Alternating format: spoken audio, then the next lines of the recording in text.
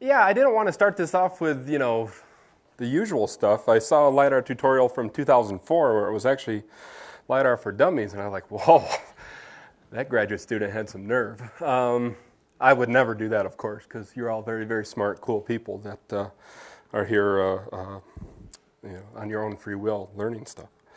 What I'm going to be talking about today is a basic overview of some Rayleigh Me LiDAR. And to start off with a little pet peeve of mine, and it's because of my time spent at Penn State with Craig Boren, an atmospheric radiative transfer guy. I don't really much care for the phrase Ray or Me LiDAR. These are often considered by most theoretical scattering processes. I think in particular Me. You talk about Me scattering in the troposphere and most people start to curl their toes, roll their eyes, and start fuming because there's no such thing as Me scattering. It's a theoretical scattering process of perfectly round spherical particles of homogeneous composition. If you find those in the atmosphere, run, because that's trouble.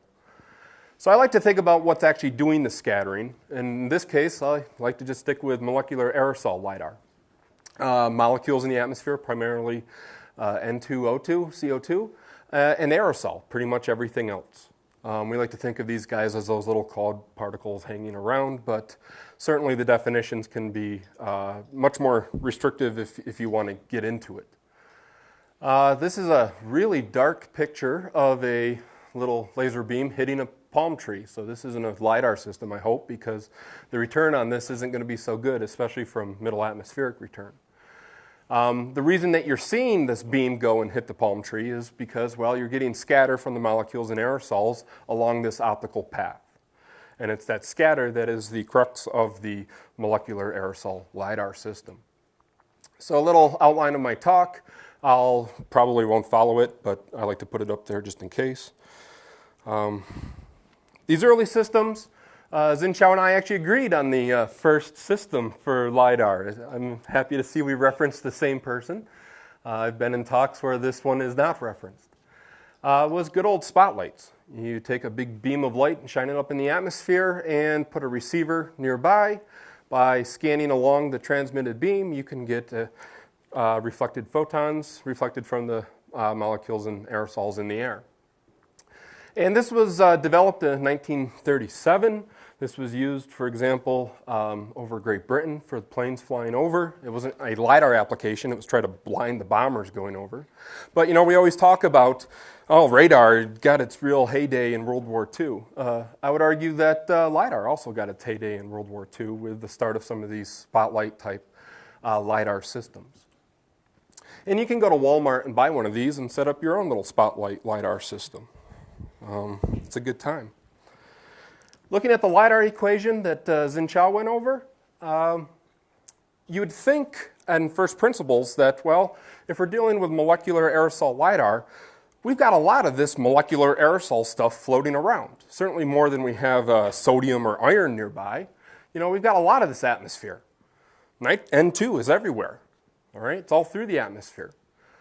We should have a huge density here, and we do. R squared is kind of close. That is the range to the scattering target. You don't have to go all the way up into the mesopause. You can actually look at scatter from 50 kilometers or 60 kilometers. It's 30, 40 kilometers closer than sodium or iron LiDAR. You can also get really big laser powers. Certainly these copper vapor LiDAR systems, laser systems, neodymium YAG laser systems. You can get 18, 25, hundreds of watts, literally, from some of these laser systems. So you should get a lot of photons back from molecular aerosol LiDAR systems. The problem is that the backscatter cross-section is so very, very small. And again, we're talking about 10 to the minus 32-ish for scatter from molecules as compared to 10 to the minus 16-ish for resonance scattering. And that silly little factor there of 10 to the minus 16th is really the kicker. It's where you lose all of these gains because the bloody things just aren't reflective enough. If this was a little bit higher, we never would have needed sodium or iron or any of that. Of course, we'd have really small eyes and deal with scattering issues from the sun and have developed biologically different, but that's neither here nor now. All right. The fact is we have to deal with this small backscatter cross-section, and therein lies the kicker. This backscatter cross-section, it is the Rayleigh backscatter cross-section. You know it goes as lambda to the fourth, lambda to the minus fourth, actually. So this is our good old part of the reason why the sky is blue scattering process. So I don't need to go into that in much detail. Typically, the backscatter cross-section for aerosols is much higher. So if you look at the spectral return from molecular and aerosol composition, you'll get a spectrum that has a very broad molecular component and a sharply peaked aerosol component. And these aerosols, like I said, are highly reflective. If we had aerosols that went all the way through the lower and middle atmosphere, we'd also be able to throw away all the sodium and iron resonance systems because we could just scatter off of aerosols all the time. Well, unfortunately, most of our aerosols peter out around 25 or 30 kilometers. So for Cedar science, we're stuck with just the molecular return, which, of course, is very, very weak. Well, let's take a look at what would happen with the Uber laser. Yes, I know there's no umlauts, sorry. I'll take the English bastardized version of Uber without the umlauts. And what I'm going to do is compute a quick little inversion from the Lidar equation. I'm going to take our background noise, bring it to the other side, multiply both sides of the equation by this r squared factor. And what we get by doing that is this thing. That is, our photon counts are now proportional to the atmospheric density. So if you take the log of that, the natural log of that atmospheric density, well, you know the atmospheric density falls off as approximately exponentially. It's not really exponentially because it's not isothermal. You get what's close to a straight line. So if we had a super laser that had a really large amount of power, so we didn't have to worry about the backscatter cross-section, what we'd have is a nice profile of the atmospheric density that goes all the way on up into the exosphere. So if you got one of those lasers, please let me know. Those are very nice systems. They're a little costly. Well, that's if we had no aerosols in the atmosphere. With aerosols, you get a little bit more backscatter. So down at lower altitudes, you're going to get increased photon counts, increased return because you have tropospheric aerosols. All right, clouds, for example. If you're at winter high latitude, you can get returns from the lower stratosphere due to polar stratospheric clouds. And at summer high latitude, you can get mesospheric clouds, often called polar mesospheric clouds or noctilucent clouds. If you ever see a LiDAR profile that has both of these, please let me know. I'd like to publish with you. And again, this is with our Uber laser. You get nice clean profiles. This would be really, really handy. All right. Unfortunately, most of the Cedar lasers, the lasers that we have available, look more like this, which is pretty much as steady as my hand is after the coffee of the afternoon break. One little cup of that'll go nuts. You don't need an Uber laser for that. You can already do it at 120. Okay, or you can just get a German laser. Is that better? No, I need German telescope. Okay. I need a big telescope. Sure. Most of the systems right now that are funded by Cedar, though, look kind of like this. I would argue. All right. Yeah, this stuff down low for molecular aerosol lidars looks still pretty good. Really exciting stuff that you can do with this. Unfortunately, it kind of falls off below the Cedar altitude. Cedar has this bias that if it's below 80, it's not considered Cedar, which don't get me started. All right? Okay. As we get higher and higher in altitude, the noise starts to increase, and finally you get tons and tons of just basically photon shot noise. And for some of the systems, lo and behold, you get into the if you're looking for mesospheric clouds here, this is certainly a noise floor that you have to deal with if you're, say, looking for these types of aerosols. And those are profiles that I just kind of cartooned. But a typical real profile, this is taken from Tom Duck from his work at the Millstone system. You see this decrease in the signal with altitude, and then finally the increase to a noise floor. And this is after an integration time of only 745 minutes. So that's what, about 6 hours or so. It's tough to start getting a lot of your molecular aerosol stuff above the 60, 70 kilometer region. What's going on down here? Chihoko. Oh, I called on someone. Teddy, what's going on down here?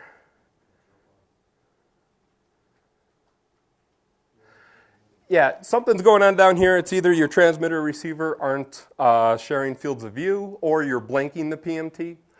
If you get so many photons here, you can imagine you're going to have a huge signal-to-noise, well, not signal-to-noise, you're going to have a huge amount of signal here and exceed the dynamic range of your receiver.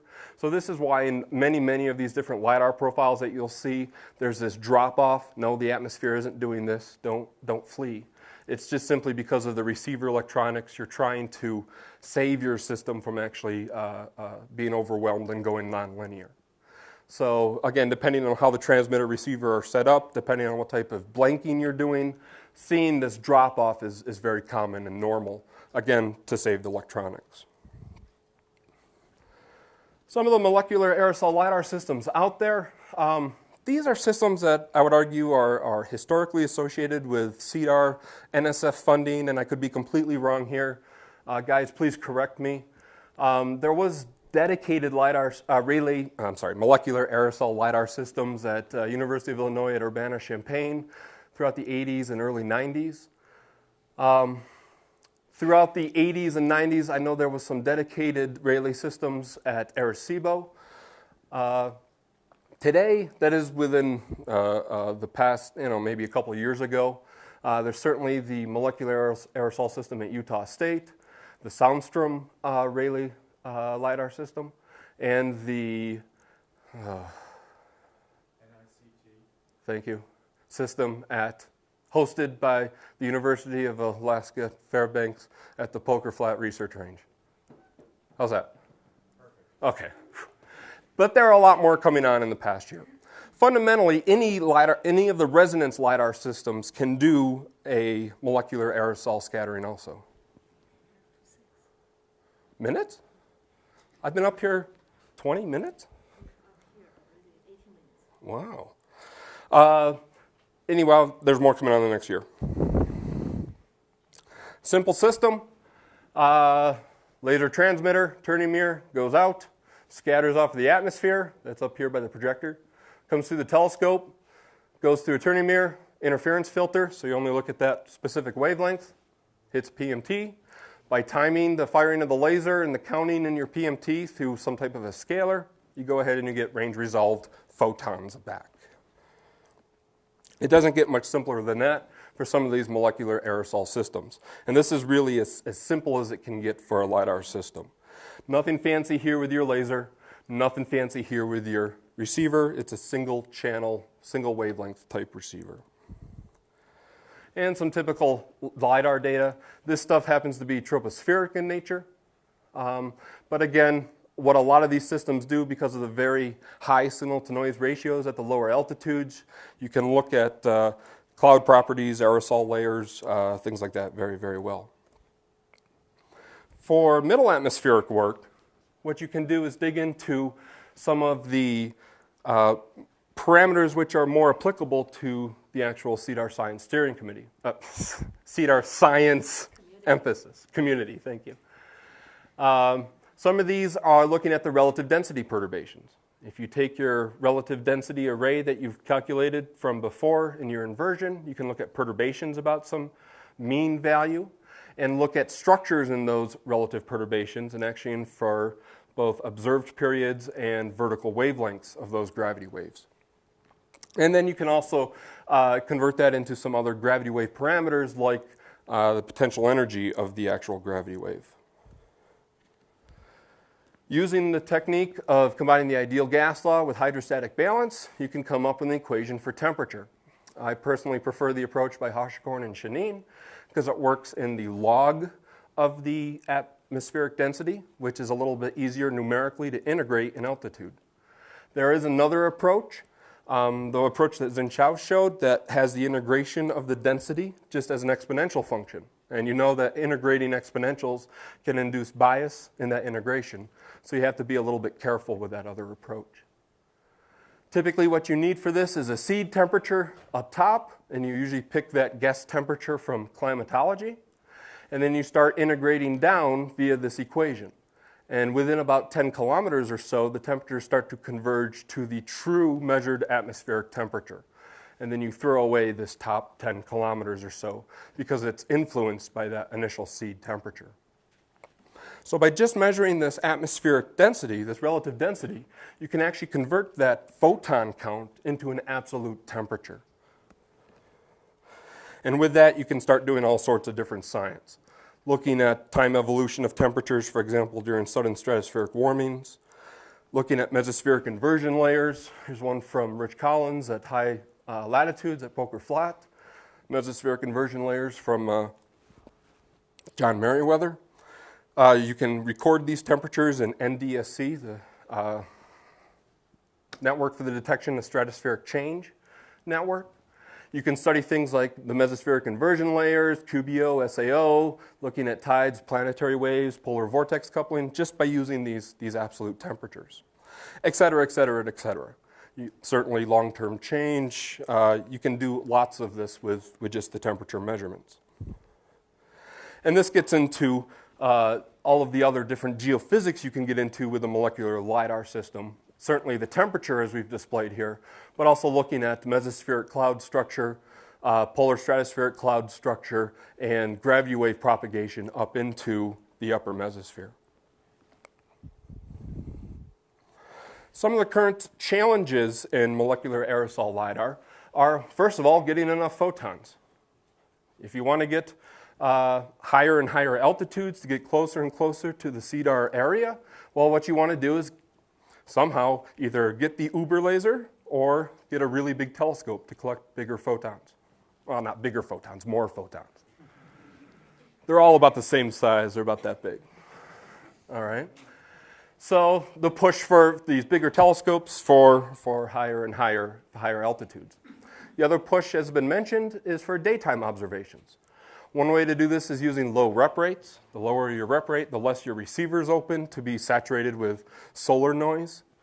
You can use cross-polarization methods. For example, if you go ahead and transmit at one polarization and set your receiver to receive at that same polarization, you can reject all of the other polarizations. And you can play games with Fabry-Perot and narrowband filters to try to continuously reject some of that background solar noise. You can also start to make the systems much, much more complicated. One way to do it is going multi-wavelength. All right? Particularly if you're using a neodymium YAG type laser, you typically have some other wavelengths floating around that you usually dump, literally, into a beam dump. For example, many of these LiDAR systems, like the ArcLight system here, has a 532 green beam of neodymium YAG. And back in the mid-90s, the 1064 beam was just being dumped into a beam dump. Well, what you could do is stop dumping that beam dump, that 1064, transmit it up, and try to collect those photons. What's the problem with doing that?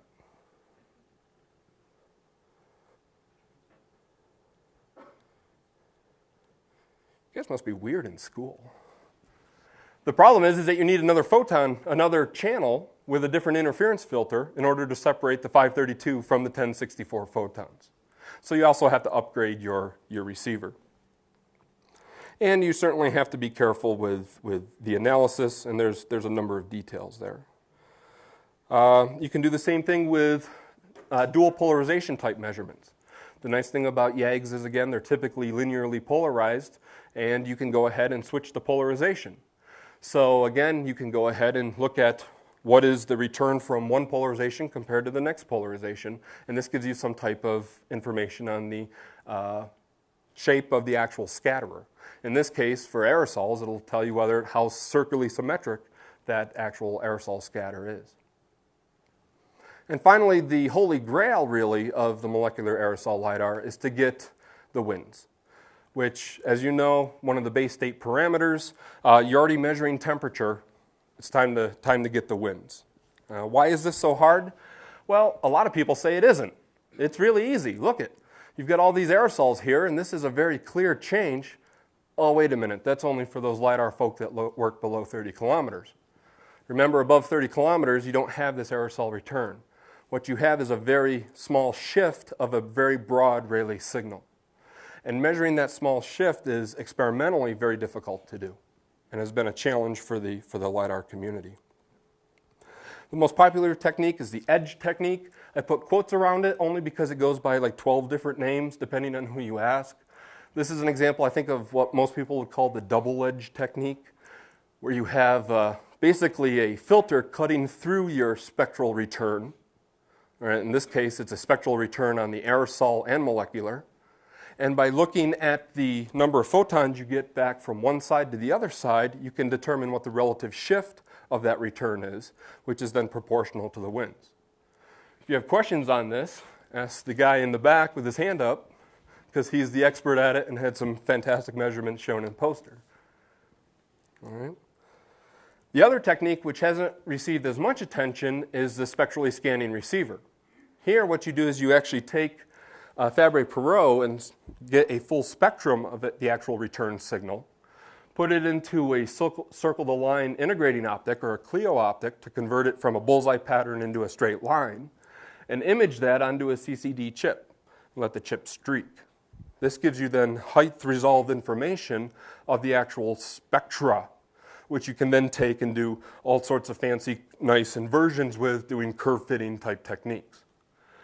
This is the approach that the Michigan Aerospace ground winds LiDAR systems use in Hawaii and in New Hampshire.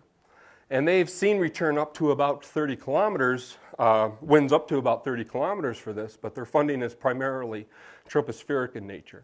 So rarely do they ever look at some of these higher altitudes. Although by just increasing the laser power by a factor of 4, something that's very commercially available, you can actually push this wind technique with decent errors over 5-minute integration times to much, much higher altitudes. Conclusions and thoughts, because Xinchao keeps waving at me. I've had to skip a lot of stuff, particularly application to molecular aerosol stuff, which has been heavily studied, particularly in the troposphere and lower stratosphere. Coherent detection techniques, composition measurements, hard target LiDAR, and certainly ocean and underwater LiDAR. Don't see a lot of that in Cedar. I just didn't have enough time to actually cover. I've also apologized to some of the non-Cedar, I don't know how you define this, non-NSF Cedar funded LiDAR groups from overseas. They've done some phenomenal work in molecular aerosol LiDAR stuff, so I just put it in quotes. They know how they are. You're going to yank me off the stage, aren't you? Again, phenomenal work done by both of these groups. And really the big push right now that you'll see in molecular aerosol LiDAR is this desire to get the winds. And that's it. Thank you. Okay, thank you very much.